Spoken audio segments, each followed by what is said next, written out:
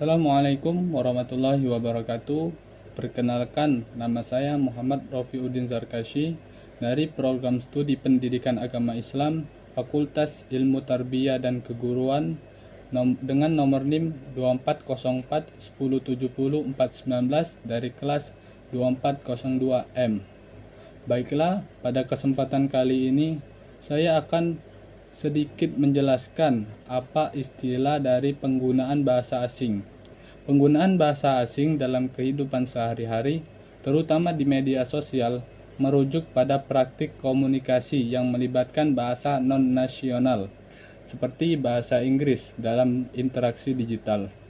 Remaja sering menggunakan bahasa asing secara bersamaan dengan bahasa Indonesia yang menyebabkan interferensi dan adopsi kosakata baru.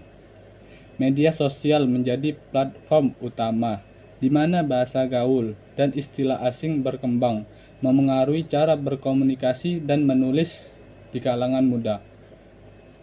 Penggunaan ini menciptakan kesan modern dan global meskipun terkadang mengabaikan kaidah bahasa yang benar.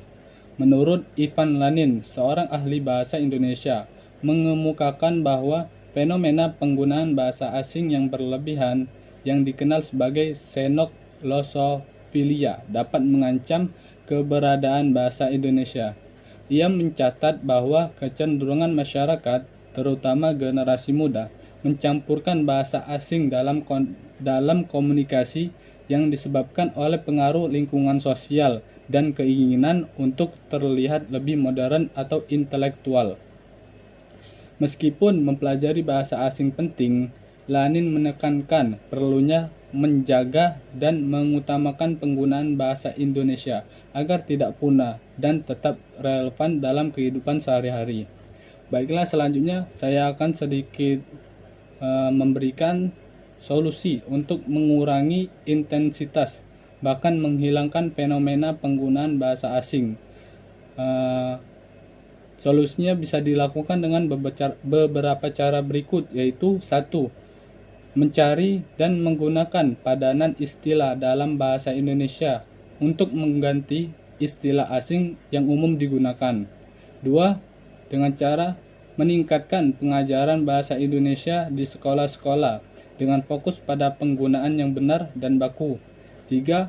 Melaksanakan kampanye untuk meningkatkan kesadaran masyarakat tentang pentingnya melestarikan bahasa Indonesia dan mengurangi ketergantungan pada bahasa asing.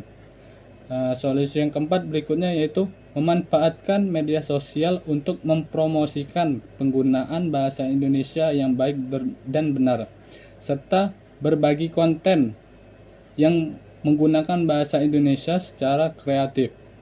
Solusi yang terakhir yaitu mendorong diskusi dalam bahasa Indonesia di berbagai forum dan kelompok sehingga penggunaan bahasa asing dapat diminimalisasi dalam percakapan sehari-hari.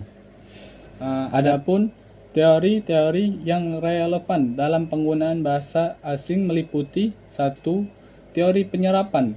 Bahasa asing sering diserap untuk memperkaya kosakata bahasa lokal, memungkinkan pengguna untuk mengekspresikan konsep yang mungkin tidak ada padanan langsung dalam bahasa asli. 2. Teori citra positif.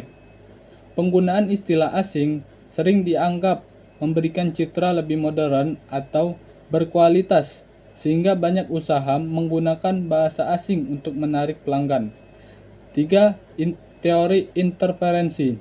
Teori ini menjelaskan bagaimana penggunaan bahasa asing dapat mempengaruhi struktur dan penggunaan bahasa asli. Interferensi terjadi ketika penutur bahasa asli menerapkan kaidah bahasa asing dalam bahasa mereka yang dapat menyebabkan kesalahan atau perubahan dalam tata bahasa dan kosakata. 4. Teori bilingualisme. Bilingualisme menunjukkan bahwa individu yang menguasai dua bahasa atau lebih dapat berpindah antara bahasa sesuai dengan konteks. Hal ini sering terlihat dalam komunitas multibahasa, di mana penggunaan bahasa asing menjadi bagian dari identitas sosial dan budaya. 5. Teori yang terakhir adalah teori globalisasi. Globalisasi berkontribusi pada penyebaran bahasa asing, terutama bahasa Inggris, yang menjadi lingua franca di banyak bidang seperti bisnis dan teknologi.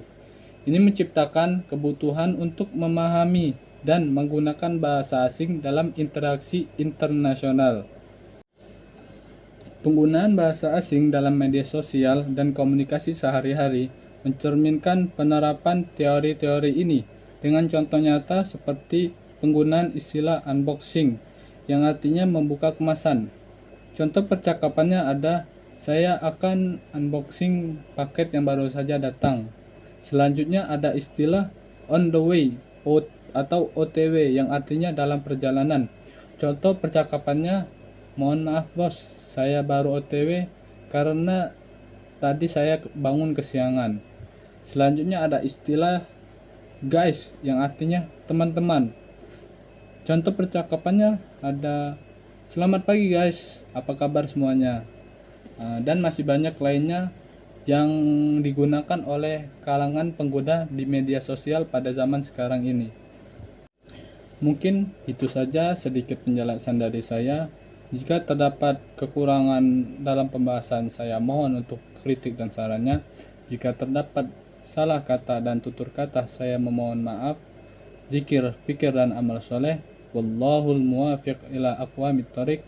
Assalamualaikum warahmatullahi wabarakatuh.